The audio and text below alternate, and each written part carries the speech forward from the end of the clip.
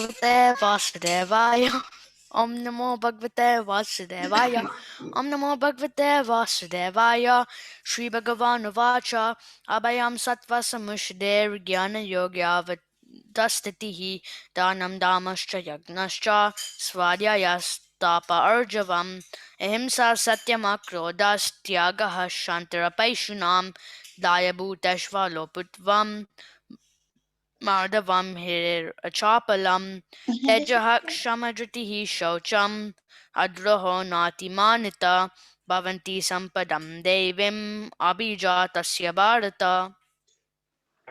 The Supreme Personality of Godhead said, fearlessness, purification of one's existence, cultivation of spiritual knowledge, charity, self-control, performance of sacrifice, study of the Vedas, austerity, simplicity, non-violence, truthfulness, freedom from anger, renunciation, tranquility, aversion to fault-finding, compassion for all living entities, freedom from covetousness, gentleness, modesty, steady determination, vigor, forgiveness, fortitude, cleanliness, and freedom from envy and from the passion for honor. These transcendental qualities, O son of Bharat, belong to godly men endowed with divine nature. Tambudarpabhimanascha Krodaha Parushameva cha Agyanam Chabhijatasya Parthasampadamasurim. Pride, arrogance, conceit, anger, harshness, and ignorance. These qualities belong to those of demonic nature, O son of Partha. Prutha. Devi Sampad Vimokshaya Nibandaya Surimata Mashicha Sampadam Devim Abhijatosi Pandava. The transcendental qualities are conducive to liberation, whereas the demonic qualities make for bondage. Do not worry, O son of Pandu, for you are born with the divine qualities.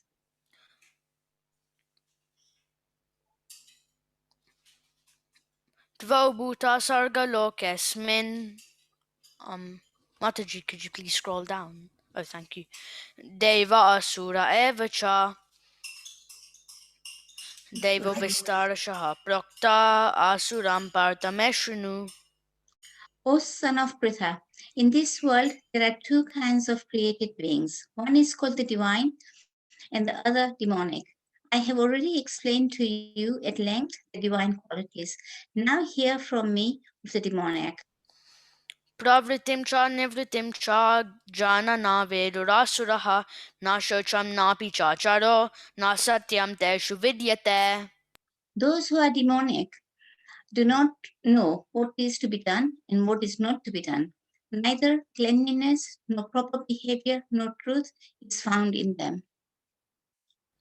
Asatyam apratishtam te jagadahuranishvaram aparaspara sambhutam kemanyat kama heitukam.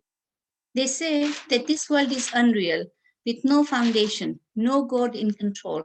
They say it is produced of sex desire and has no cause other than lust. Etam drishtim avashtabhya Nashtatmano lipya budayaha prabhavanti ugra karmanaha shayaya jagato hitaha. Following such conclusions, the demoniac, who are lost to themselves and who have no intelligence, engage in unbeneficial, horrible works meant to destroy the world.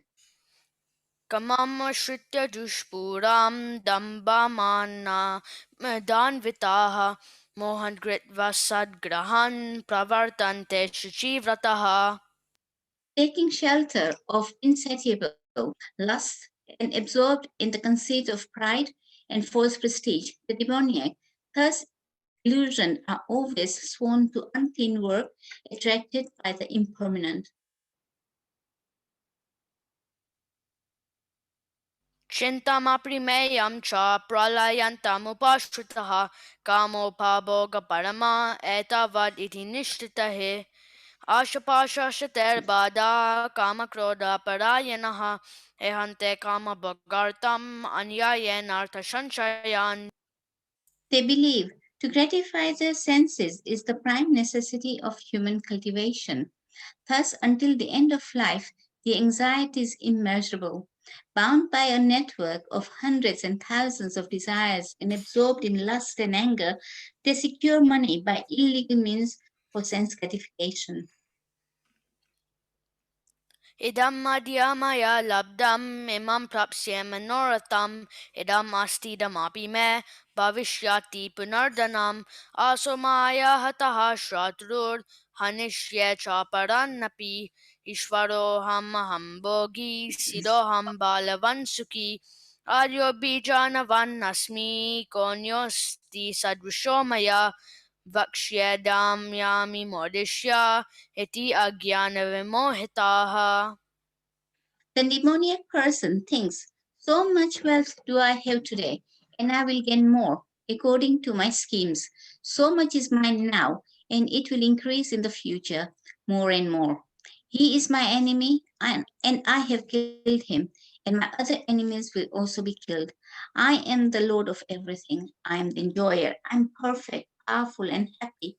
I'm the richest man surrounded by aristocratic relatives. There is none so powerful and happy as I am. I shall perform sacrifices. I shall give some charity, and thus I shall rejoice.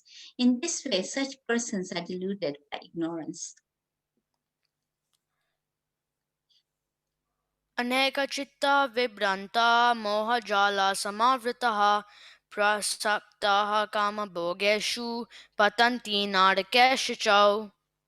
Thus, perplexed by various anxieties and bound by a network of illusions, they become too strongly attached to sense enjoyment and fall down into hell.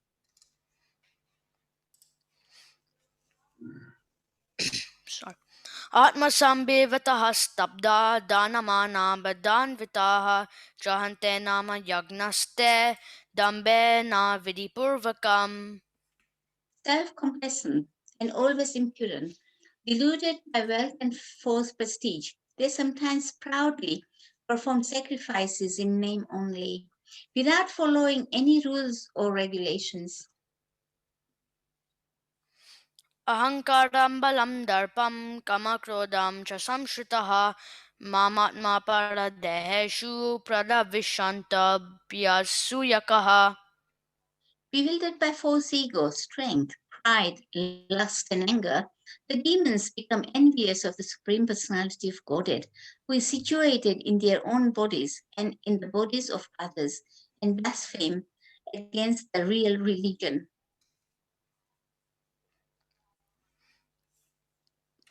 Tanaham dvishataha kuran samsareshu naradaman kshipami ajrasam ashobam ban asurishvaiva yonishu. Those who are envious and mischievous, who are the lowest among men, are into perpetually cast into the ocean of material existence, into various demoniac species of life. Asurim yonimapana muda janmani janmani mama prepyeva konteya tato yanti adamam gatim. Attaining repeated birth amongst the species of demoniac life, O son of Kunti, such persons can never approach me. Gradually, they sink down to the most abominable type of existence. Trividam narakasyedam dvaram nashanamaatmanaha kamakrodastataha lobas tasmadeta trayam jaja. There are three gates leading to this hell: lust, anger, and greed. Every sane man should give these up, for they lead to the degradation of the soul. Etar vimuktaha konteya tamodvairastribirnadaha acharati atmanaha shreyas tato yati param gatim. The man who has escaped these three gates of hell, O son of Kunti, performs acts conducive to self realization and thus gradually attains the supreme destination. यः शास्त्राविधिम् उत्सृज्य वर्तते कामकारतः न ससेदेमवाप्नोति नाशुकं न परं गतिम्. He who discards the scriptural injunctions and acts according to his own whims attains neither perfection nor happiness nor the supreme destination. तस्माच्छास्त्रं प्रमाणं ते कार्यकार्यव्यवस्थितो ज्ञात्वा शास्त्राविधानोक्तं कर्म कर्तुमिहारसि. One should therefore understand what is duty and what is not duty by the regulations of the scriptures. Knowing such rules and regulations, one should act so that he may gradually be elevated. Thank you.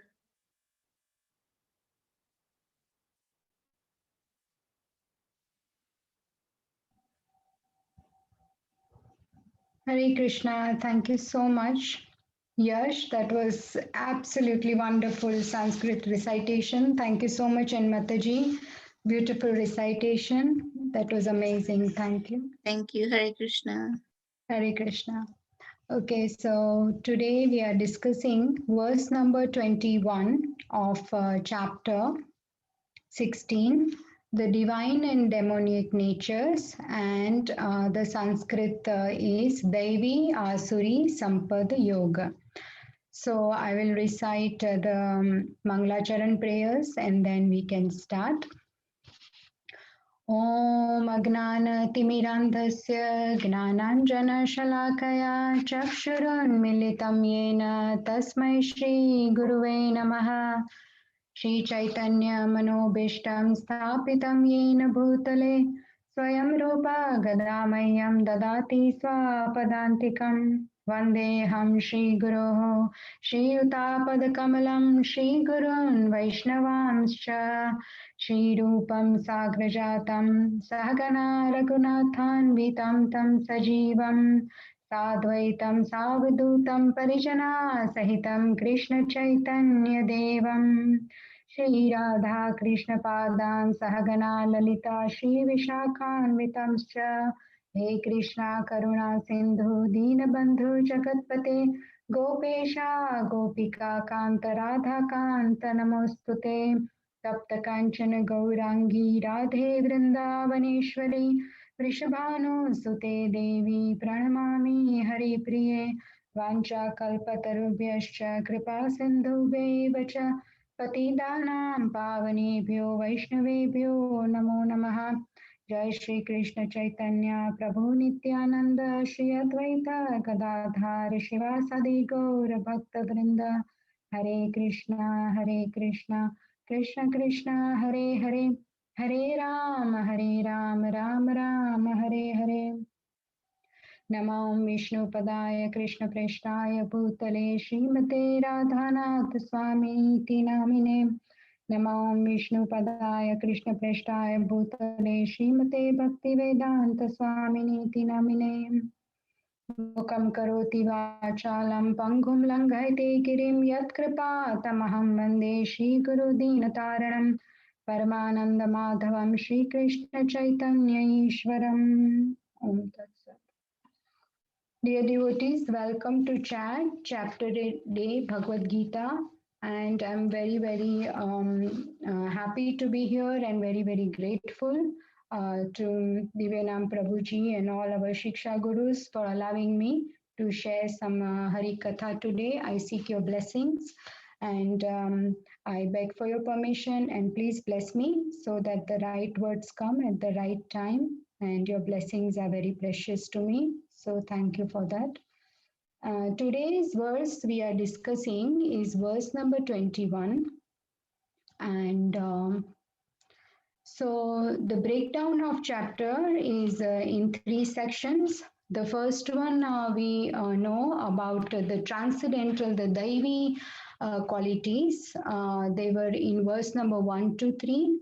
And thereafter, all the demonic qualities and nature was discussed. And the last section is 21 to 24, where Krishna will give the solution, the choice to escape this hell, the problems that arise by the demoniac nature.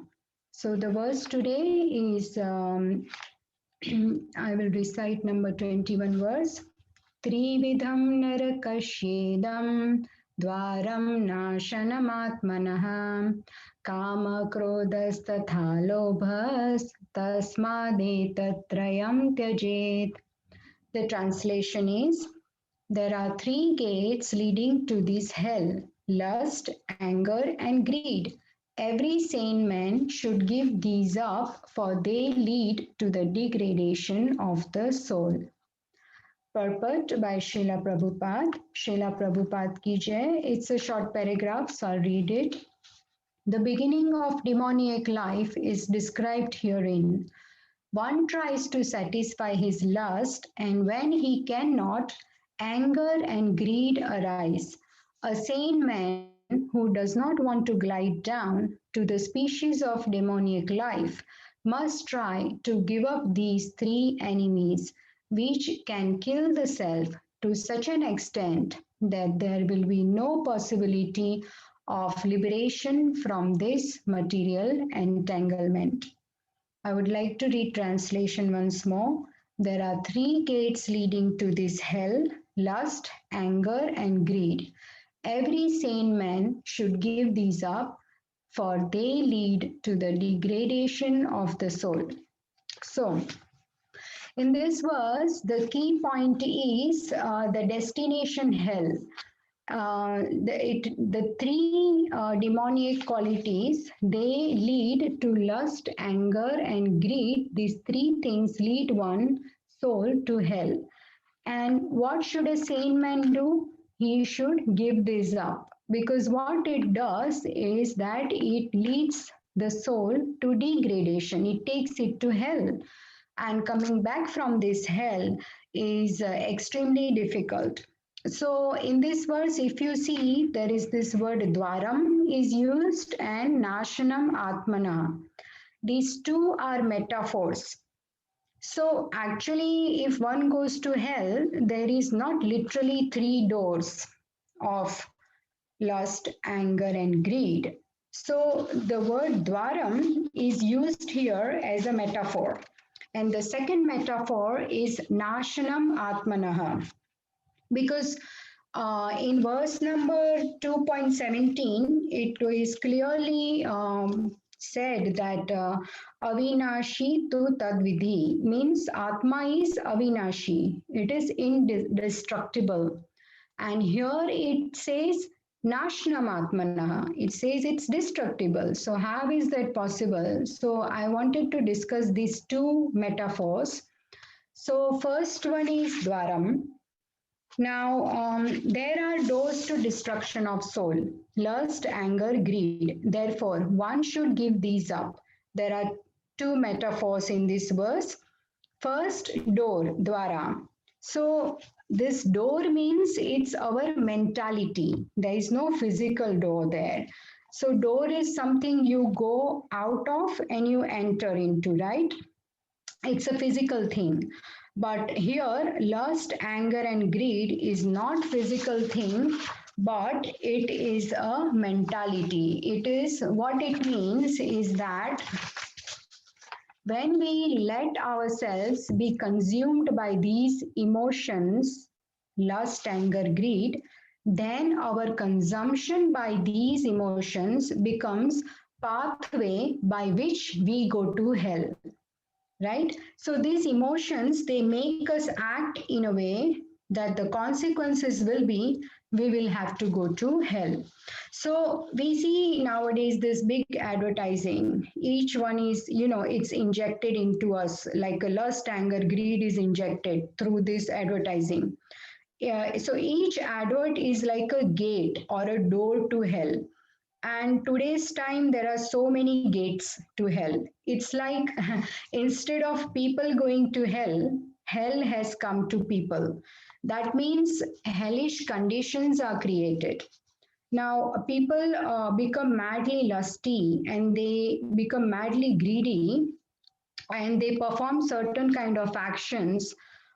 This is like a very extreme example, because what kind of people are going to go to hell? They are like the horrible, those who are brutal, they kill, they torture others, they exploit. they dehumanize others, and that's how they can cause so much suffering. So lust, anger, and greed is the primary cause of all crime in the world. Anger, where one wants power over the other person, and violence is due to anger. Nepotism, corruption is due to greed. So, to counter lust, anger, and greed, one needs something substantial, a higher way to live, a higher taste, a higher experience of happiness, internal peace. And Krishna talks about in three more verses later, 22, 23, and 24. But for now, here in this verse, Krishna is giving a warning that beware, these doors will are there to trap you and they can take you to hell. The second metaphor is Nashanam Atmanaha. So, Atma is Avinashi, indestructible, and Nasha represents the destruction of spiritual inclination of the soul. So it completely destroys the spiritual inclination of a person. These three gates. It talks about how the capacity of the soul to live spiritually and to perceive spiritual reality is lost when soul gets overwhelmed by these three anarthas: lust, anger, and greed. So one should give up all these, and Srila Prabhupada explains that a sane man who succumbs to lust, anger, greed becomes insane and kills oneself to such extent that there is no possibility of liberation. Now, it does not mean that it is permanently impossible. It means as long as a person succumbs to lust, anger, greed, then till that time it will be impossible for that person to come out of this entanglement. So, this is like the literal meaning of this verse. And you know but our Lord Shri Krishna, he is an extremely concerned, committed, and compassionate God. How? So what I wanted to explain here is that the people who misuse their free will, right, they go further and further away from Krishna, and they don't have to misuse their free will. If they do, they suffer. And now in this verse, Krishna is talking about that how they suffer by going to hell. Now, Vedic conception of hell is not eternal torment. The Vedic understanding is whole universe is considered to be a university with many classrooms. Now, just imagine that this whole world is university. There are different classrooms, and hell is also one classroom. Definitely a very difficult one. But important thing is that it's not a compulsory classroom, and souls who can best experience happiness is by loving and serving Krishna.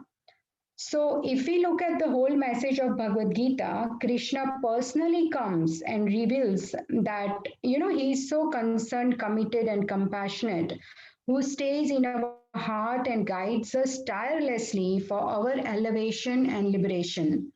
So, say a teacher in university is concerned that students get elevated and promoted and succeed. But when some students, they are determined, they are stubborn, they don't want to learn. And what happens is that hell is not meant to cause us suffering, it is meant to save us from suffering. So you will say, how is that possible? So, what happens that, like this hell is like a classroom of hard knocks. Okay, so if they remain in this world and keep doing so many bad things, then they will keep on doing that, they will keep on suffering. But to reform them, it's like a punishment, it's not a condemnation, it's a punishment to educate them that, for every action there is a reaction, there are consequences. So Krishna sends them here to educate them. Now if they don't come back to Krishna, they will in this material. So like a student who is undisciplined in a class, he punished and sent to different classroom where there is much more stricter punishment or discipline, and purpose is that student eventually comes back to normal class and behaves in better way, does his studies and gets promoted. Purpose is not punishment or condemnation but learning and education. So if our actions did not have consequences, then result would be we would have to suffer more and more because we would continue the cycle of birth and death. So therefore, what happens is that to reform one, to make them sober and return to Krishna, these various punishments, reformations are given to a soul. So purpose of hell is to actually save us from miseries of material existence, and the purpose is there is actually a better way for the soul to learn by hearing from Guru, Sadhu, Shastra. But if one refuses to do that, then ultimate way the soul is forced to do the opposite, go through situation where soul has to suffer. And it's like a school of hard knocks. So you go there and then you will be compelled to learn. It's like asurim yoni mapannam.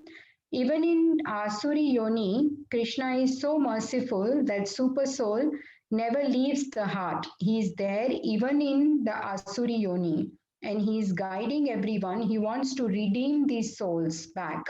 So Srila Prabhupada explains demons may be killed by the Lord and they get elevated. So basically, nobody is hopeless entirely. Everybody has a hope. And the devotee's mission is to make the unfortunate fortunate and to make Durbhagyavan Bhagyavan. Brahmande Brahmite Kone Bhagyavan Jeev Guru Krishna Prasade Paye Bhakti Lata Beej. How does one get Bhakti Lata Beej? By Guru Krishna Prasade, devotees and Krishna's work. Mam Prapatya Eva Konteya. They normally cannot attain Krishna, but by Krishna and devotees' intervention, they can achieve Krishna. So their downward journey, the trap of lower species, lower lokas, they will get enlightened and then attain Krishna. So there is this devotee Hayagriva Prabhu. He once asked Srila Prabhupada that is hell eternal? And this article was then reported in a book called Hare Krishna Explosion. And when he asked, is hell eternal? Srila Prabhupada smiled. And he said, nothing except ecstatic devotional service to Krishna is eternal.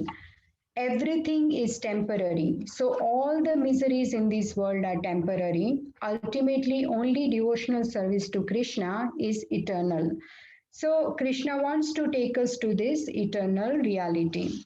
So I took a lot of time on that, but there is a lot more that we need to go through today as I have prepared. So I wanted to also go through this slide that I prepared because it's very interesting how the chapter 15, 16, and 17, they are connected. These three chapters are a package. So I wanted to quickly just mention that there are three levels in, Vedic religion: Sambandha, Abhideya, and Prayojana. So Sambandha is a connection, Abhideya is the process, and Prayojana is the destination. So here we can see chapter 15 is Sambandh, 16 is the destination, and chapter 17 is actually the process of going back to Krishna.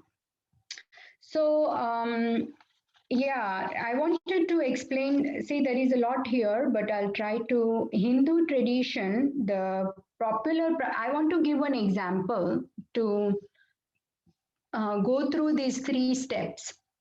Say, for example, no meat eating, okay? So in Hindu tradition, popular practice is no meat eating.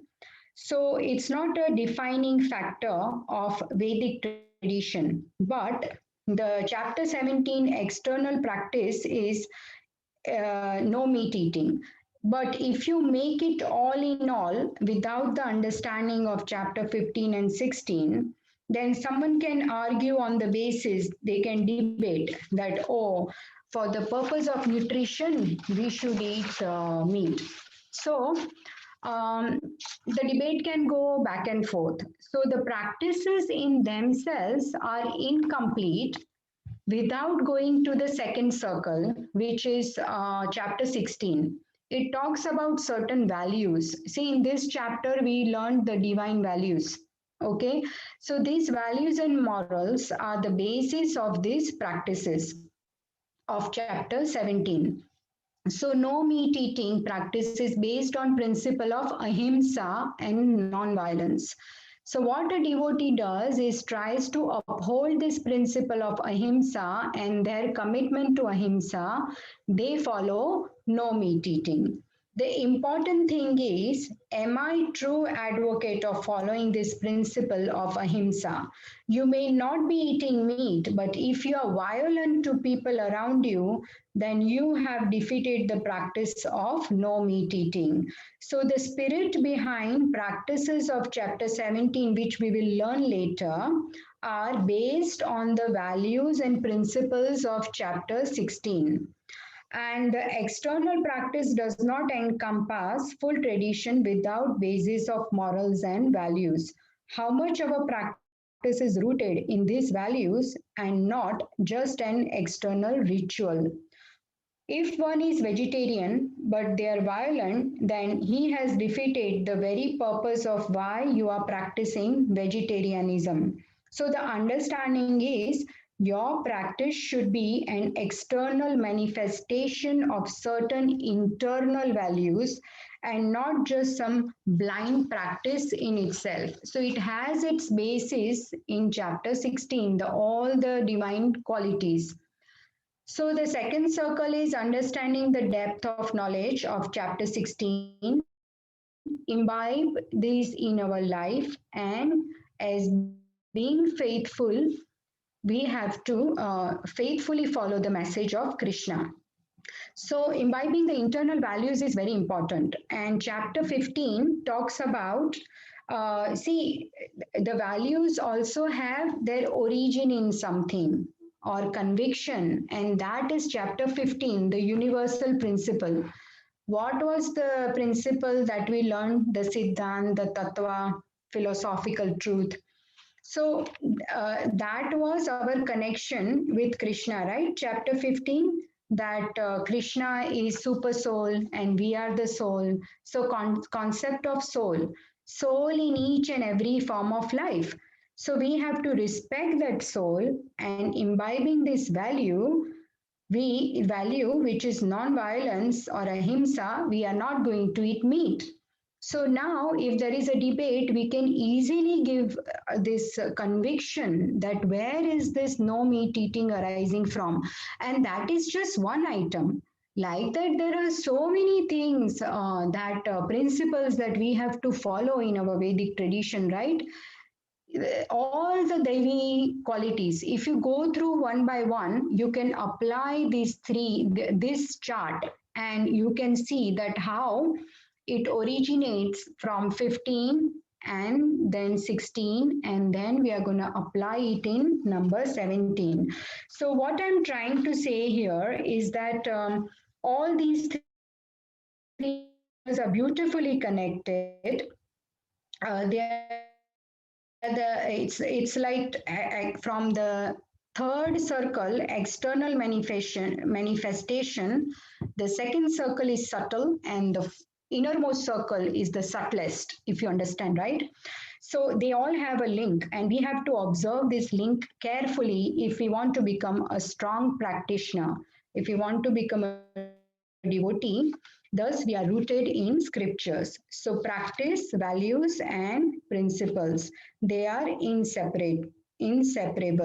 So this is what I wanted to explain, that there is this beautiful flow of thought, 15th chapter, the mini Bhagavad Gita, all universal concepts listed in it. And to realize those, we need values and the Daivi qualities of chapter 16, and then to put them into practice, we will see in chapter 17 how we are going to apply that. So that's all I want was this slide, but this is a very beautiful connection. Even if you understand these three chapters, we can really make a huge difference to our life. You know, the everyday basis, how we can come out of this lust, anger, and greed. That is definitely it's going to help. So. Right. There is also one more thing that I wanted to discuss. I'm just looking for that slide. Yeah, this one. So the lust, anger, and greed, these three demoniac qualities, it doesn't happen straight away. It is like a step-by-step process. And the way it starts, the beginning, the base we need to understand, because we as devotees and trying sadhakas, we don't want to get into this trap. So how do we not fall into it? So for that we need to understand how it works. So first of all, in life, all of us want happiness. Yeah, so we try to get that through possessions or sense gratification. But the problem here is that we are all spiritual by nature, and we are part and parcel of Krishna. So Sat, Chit, Ananda. Now we are spiritual and our eternal happiness lies with Krishna. Krishna is always very happy. But we cannot be always happy because we are now bound by this material nature and we are in material world. So we are bound by modes and false ego. So what happens is the senses, they can never be, totally satisfied. There are so many problems because it's just going to ask you more and more happiness, all the advertisements that we talked about. So you have one, like yesterday's very nicely explained class, Prabhu was saying you have this car, then you want that, any latest phone you want. I'll give a simple example. Say, for example, every Sunday morning there is this feast in Hare Krishna temple, right? We have this beautiful prasad and everybody is given the same prasad. But say for one Sunday they announce that today we will give prasad, but everyone will get their own plate, different items. And you cannot share it with anyone, you eat your plate. Now see what happens. Somebody is given sambar and rice, someone is given Gujarati dokla, the third plate has say puri and sabji, the fourth plate has poha, like that. So what will happen? The plate I have, I don't want. I will look in my the other friend devotee's plate. Oh, actually, I want that. So the way the senses work is we want what we don't have. That is the problem. I am given gulab jamun, but the other person has pineapple pastry. I actually want that. I don't want gulab. So it's like that, whatever we have, we don't want that. The senses are so chanchala, in one of the verses, it is mentioned that it is just flickering from one to another. So in this verses, the 2.62 and 63, all these steps are beautifully mentioned. And the first thing, what happens, we want happiness. And then the mind contemplates on the sense objects. See, you saw something. And for example, it's like an advertisement of a holiday package. And then that sense object, that advert is gone from your mind. It's not in front of you, but still it is going to play in your mind. The image is going to be there. The pop-ups are going to come, and that's how the mind works. It wants that item, right? Now, with that, what happens? The third step, the attachment arises through these senses. And then we want it, kama. The lust arises. We want that particular item, right? So what happens with this kama, if it gets satisfied, then also we want more. And if it doesn't get satisfied, then also we are going to get krodha. That, oh, I did not get that. I'm getting really frustrated and angry. When that lust is satisfied, then okay, fine, you want something else, but not satisfied also, you want that the greed stays inside you. Oh, you want more and more.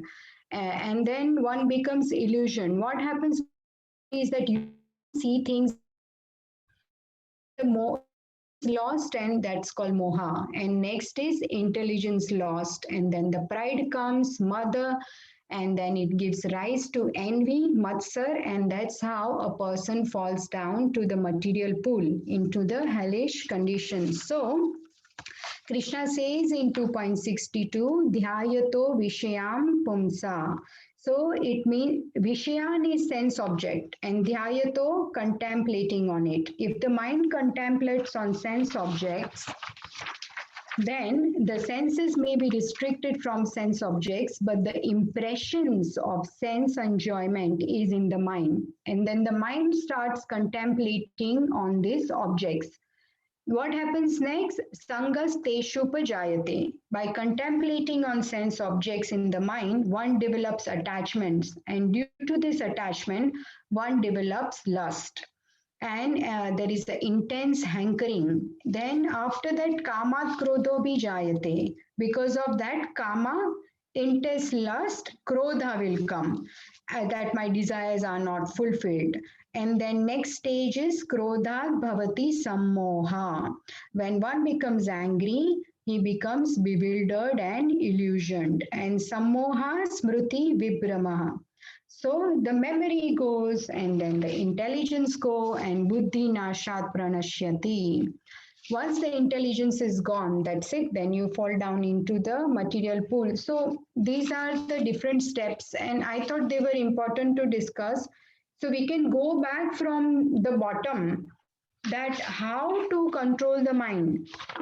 For controlling the mind is like, it's like a child. Sometimes the mind will have this pop-up, do this, do that. Then, like how we have the muhurta, auspicious timing for doing good things, we can tell the mind, okay, wait, now is not the auspicious time to do this wrong activity. Wait. So sometimes what happens, we can trick the mind by just waiting. And usually what happens, that desire, that urge goes if you wait. If you really want to eat gulab jamun, and if you say, wait for some time, eat, we will eat. But meanwhile, you eat something healthy, you are full, and then that urge goes, So the intelligence is higher and above the mind. So intelligence has to take over. We need to really sharpen our intelligence. And how are we going to sharpen our intelligence? And that is through Guru, Sadhu, and Shastra, isn't it? Right?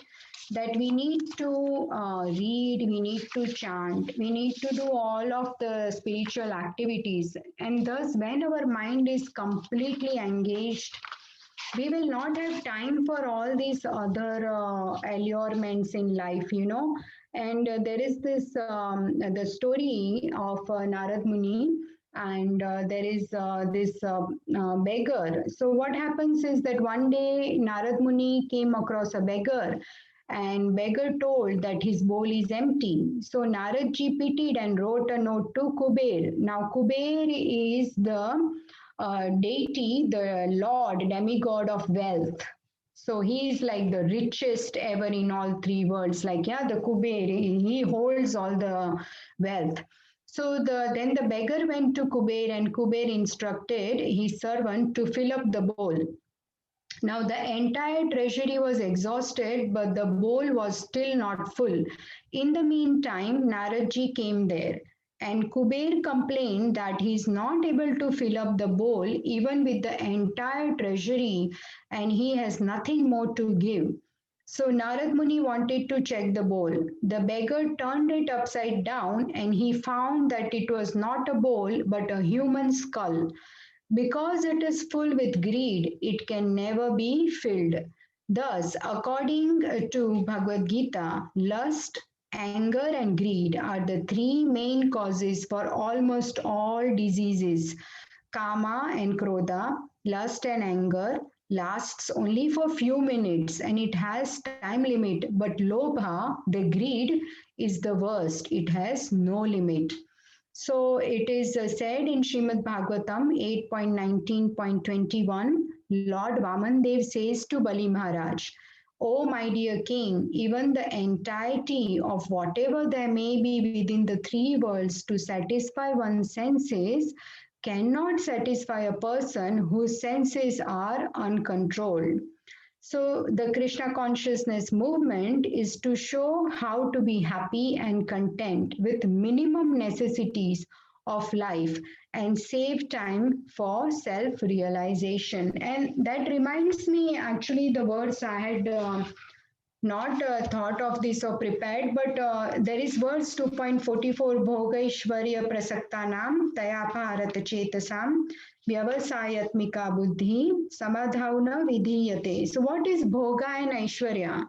So, wealth and enjoyment, it should be restricted, it should be limited, it should be as per the rules and regulations. We should use our senses for Krishna. You know, we can dovetail our desires.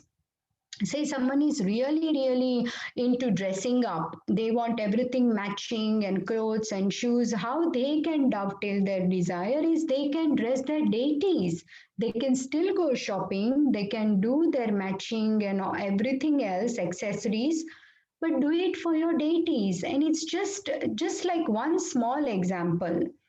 Like that, there are so many things that can be applied. It's just something that came to my mind. It's just about redirecting our desires and satisfying the Lord, you know, satisfying Krishna. Because if we are going to satisfy ourselves, it's not going to happen. There will always be, you know, something that we would always want, which we don't have.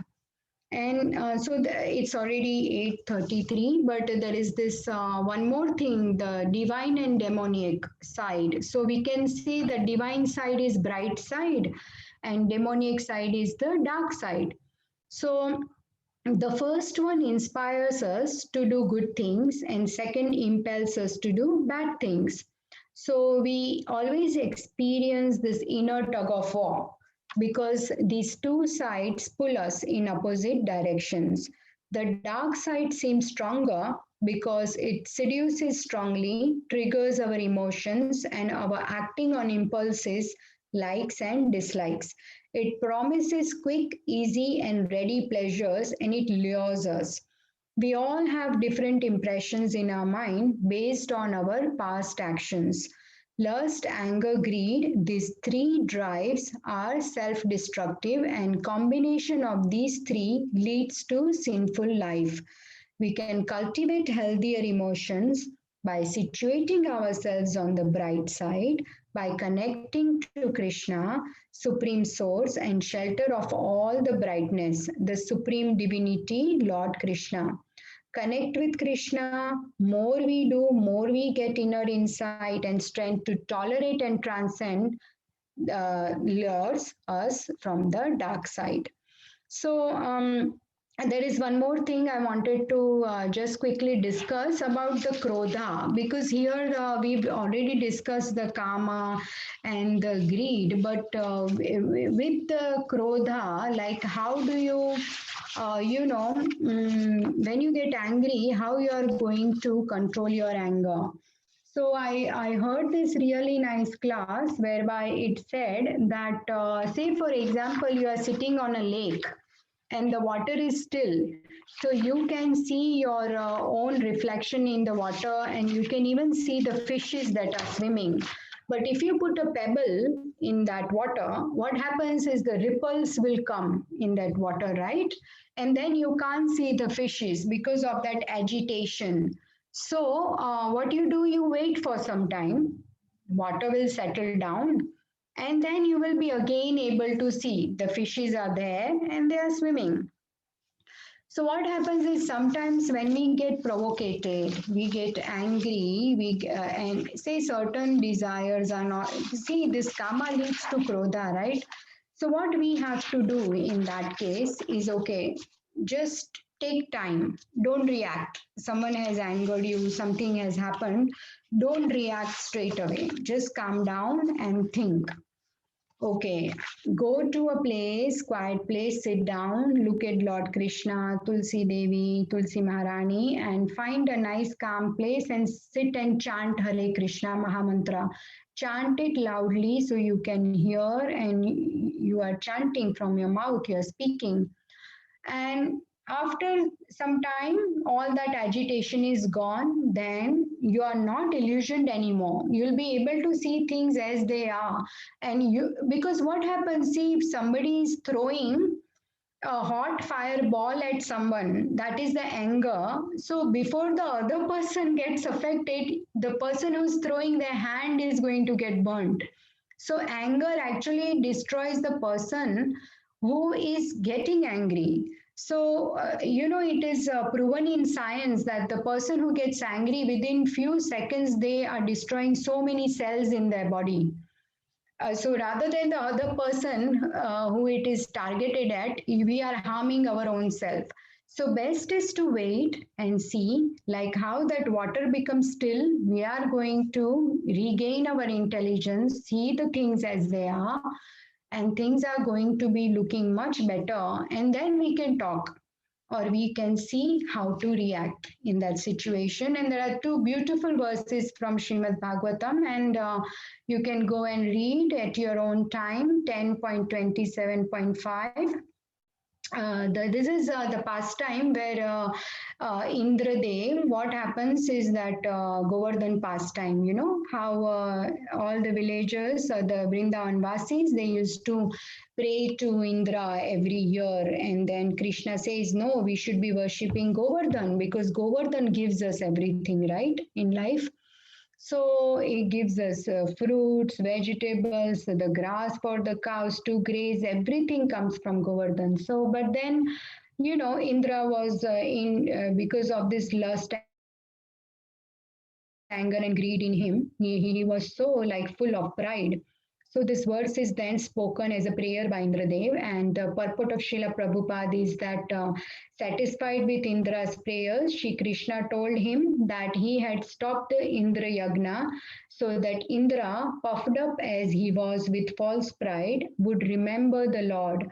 Persons intoxicated by material opulence never see Krishna standing before them with the rod of punishment in his hand. Therefore, if Lord Krishna desires the actual good fortune of some person, he brings him down from his position of opulence, like how he brought Indradev to he brought his intelligence back that look, your position and what you are thinking these are two completely different things. You are supposed to serve your own father, Lord Shri Krishna, because he is your origin. He is your supreme master, and you are part and parcel of Krishna. So serve him and you will be happy. It's like watering the roots, right? Instead of watering each leaf of a big tree, you can't do that. You just water the roots and the whole tree gets nourished. In the same way, all we have to do is worship Krishna. And it's like, even this is a beautiful verse. The translation is that with the sword in hand, intelligent men cut through the binding knots of reactionary work, karma, by remembering the personality of Godhead. Therefore, who will not pay attention to his message? So it's like a fish. When a fish gets trapped in a net, what happens is that fish is really trying hard, pulling and pushing and trying to come out of this net, right? But it's not possible. How the fish can come out is only, it needs like a sharp item, either the fish's teeth or someone needs to cut this net, because there are so many strands, the horizontal and vertical strands of the net that is holding the fish inside. So the illusion, when we feel, let me try this or let me try that, that will give me pleasure. At that time, when we get carried away by such conceptions, biggest problem we face is mind's tendency to overrule things, mind's propensity to become deluded by small things, and to not let ourselves be part of the complete whole. The mind does not let us to be part of what we are meant to be. So in this way, we are part of Krishna and we are meant to serve him. When we forget that and sense gratify ourselves, our temporary pleasures, we get disrupted, entangled, get overcome by illusion. So we need to equip the sword, the remembrance of Krishna. So the strands of the net, vertical and horizontal, which traps the fish, such various strands of illusion come to trap us, and we should slash those strands by sword of truth, our supreme entity, meant to love and serve Krishna. So I just wanted to end on that happy note that there might be these three very strong demonic qualities, lust, anger, and greed, but there is a way to overcome, and there is a way to, find our true eternal position in life. How to serve Krishna and be happy. So I just wanted to end there. Sorry, I've taken a lot of time. If there are any realization or is there any question on the chat? There are many messages. So, thank you so much for all the comments and encouragement. Thank you, Mataji. Actually, I did not have much time to prepare at all. I sat down this afternoon, so please forgive me for my shortcomings. As a means of as service, I've tried, but whatever. I don't know whether I was making sense. If there is any input from you all, please give corrections or any thoughts, anything stuck in your mind. Would you like to share?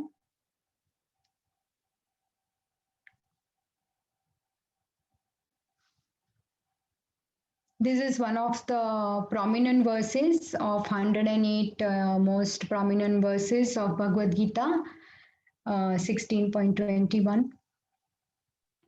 Hare Krishna, Mataji. Hare Krishna, Hema Mataji. Mataji, just a question. Does greed, thank you for a wonderful class, by the way. Does greed, lust, and anger come from previous life, or is it the material modes that make us, that give us those bad qualities? Okay, Mataji, thank you so much for your question. I'll try to answer to the best of my knowledge, but I may be wrong, so it would be good to double check with senior devotees.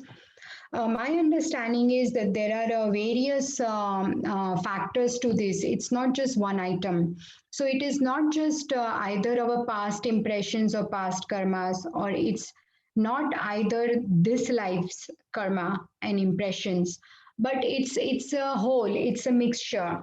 Because there is this phrase I hear many times, and now that we are reading and hearing, many times I think that phrase is so wrong. It says khali hat aaye the, khali hat jayenge. In this world, they say khali hat avya, khali hat jaisu in Gujarati. So that's not true. I believe that's not true at all, because we have accumulated so many past karmas. So we come with that baggage, and in this life, whatever good or bad we are going to do, we're going to carry forward it, because everything is not possible to finish off the karma. My belief is that for example, there is a jar, and say we have put so much rice inside it, the dry rice, and say there is a tap. So if we open the tap, the rice that went first will come out first, and then what is coming later will come out later. So in this lifetime, sometimes we are really enjoying, but say for example, if we are doing really bad karma and we are enjoying, then that is because our previous good karma, we are getting the result now and we are enjoying. Because I had heard this in a class of Radhanath Swami Maharaj, that one should be extremely worried if they are doing really bad karma but they are happy. They should be really worried, because something really bad is about to come their way. Their suffering is just next, it's just going to come. One should not think that, oh, I'm a bad person but I'm enjoying, so see, there is no karma. But no, No, it is because what was good you did, you are enjoying, but what bad you are doing, that you are going to suffer also. So, Mataji, yeah, lust, anger, and greed, yes, we do carry so many impressions and samskaras on our mind, and we carry these impressions. We come here. That's why sometimes we see there are prodigies, isn't it? Some young children, they are so talented, and sometimes we see some people, even though the parents are so much following the morals and values in life, but the children are not learning. They turn up to be something completely different, even though they are brought up in a good environment. So I believe it's because they are carrying it from their last life. Does it make sense, Mataji? Does it help you? Is that your question? Yes, yes, that's very useful, because I've thought when a child comes out of the mother's womb, he doesn't have anger, greed, or lust. That's my understanding, and that's why I wasn't sure. But yeah, this makes sense that some of it is from previous life. Yes, Mataji, that you are also right. Absolutely, that when they come out, obviously, no, there is nothing there. But as they grow older and then they come in contact with the material nature and material world, slowly, as they grow up, their actual original nature comes out in them. Because many times we have seen that one parent might have two, three children, and all the siblings are so different, even though their upbringing was same, right? We see that they all react in different way. If the parents say that, okay, when you come back from school, you should wash your hands, change your uniform, you clean yourself, and then sit and eat, but one child will do that perfectly and the other child will not, so one child will be really careful never to steal or lie, but the other one might be doing that. So that must be because they are carrying this from it is their different impressions from different life, because we are all in a soul group. We were all not together in every life. It's like last life we had different relation with different people. In the same way, some children have very good equation with parents, others don't. So just from what I hear and I see from the experiences, I have only one daughter, so I don't know, but yeah, Mataji. So does it make sense? Yeah, definitely all the lives are connected. Last life, this life, next life. No, that's amazing explanation. Thank you, Mataji. It makes Um, sense. Absolutely. Thank you. Thank you for your question, because it's nice when we share, then more discussions open up and we get to learn from one another. So I'm only coming once a month in chat, so I'm the junior most and still learning. So there are so many senior devotees here. Please correct me. I would like to hear from you if what me and Hema Mataji discussed, is there any light you want to shed on it?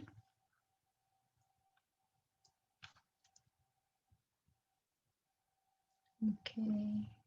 So there are so many devotees, senior devotees here. Wow, Krishna Ani Mataji, Krishangi Mataji is there, and all the other wonderful Matajis are there. I might miss some mentioning, then I'm very sorry, but Yashrini Mataji, yeah. Any other question or input, or we can stop the session? Mataji, I think there's a question in the chat. Oh, is there? Thank you so much. Okay, I'm also learning how to use this. Okay, thank you for a class. Okay, thank you, Yashwini Mataji, Pooja Mataji. Modes play a part shaping us. Yes, modes play a part. Of course, yes. The modes that we learned in earlier chapter. Can a demoniac person change? Nice question. Oh, whose question is there? What's the name? Can a okay, Puja Mataji, can a demoniac person change? I feel once in contact with a devotee, they may change. Yes, of course, Mataji. That's why I read out that beautiful words. Srila Prabhupada says that devotee's mission is to help other people come close to Krishna. So definitely, yes, Bhakti Lata Beej, if they are very, very fortunate, and they come across Guru, Sadhu, Shastra, and that's why, you know, Hare Krishna movement is so crucial and important, and distribution of books. Because if we can't reach to each and everyone, the books will reach, and all the wonderful devotees, you know, all the devotees on this group, and even Divyanam Prabhuji and everybody is doing this just for that purpose. Because, you know, even a demoniac person can change. There are so many stories that they were shared in the Sankirtan group also, right? There was this person who was in the train. This Mataji was trying to distribute a Krishna book, and then he tears it open, and oh, that was like really raising your hair what he does, the violence. And then he becomes a devotee later on, he joins the temple. So I believe that yes, even a demon can change when they come in contact with a devotee, Guru, Sadhu, and Shastra. Thank you so much for all these messages of encouragement. Is there any other question, Gerta Mataji, that I might have missed? Okay, Mataji, I find really hard focusing while chanting. What shall I do? Hetal Pritesh Makwana. Okay, Hetal ji, what I do, I will share it with you. It is very simple, because the Srila Prabhupada says that when you are chanting, first of all, where you are chanting is important. The time you are chanting is important. So early morning best is Brahma Muhurta. So when the Brahma Muhurta is 1.5 hours before the sunrise, but actually it doesn't mean if sunrise is late, you wake up accordingly. But in our temples, the Mangala Aarti takes place at 4:30 a.m. and Mukunda Hari Prabhuji had given this answer. I remember that we should wake up at that time, because that time our mind is very fresh, Hetalji, and we can focus better. And it is very simple. If you have Tulsi Maharani, then you sit in front of Tulsi Maharani in a very prayerful mood. And after you wash up and everything, you sit down with your Tulsi beads Japamala or in front of your deities. And that place should be very calming, peaceful, and then just chant. When you are chanting, focus on your hear what the syllables: Hare Krishna, Krishna Krishna, Hare Hare, Hare Ram, Ram Ram, Hare Hare. So if you close your eyes, your ears are hearing your chanting, and this is the best way. And many times the mind will go, it will go on its own, you know, journey. Bring it back, it goes, okay, bring it back. And I'm really trying also myself because this happens, but I've learned that sitting by Tulsi Maharani is helping me, and chanting not very slowly, but little louder so I can hear. My ears can hear my own chanting. So chant and hear, Srila Prabhupada says, chant and hear. And then he says beautifully, what is the difficulty? This is the easiest process, chant and hear, and it's fine. Hetalji, if your mind is getting distracted, don't worry, just continue. The process will work. Does it help? I mean, does these tips help?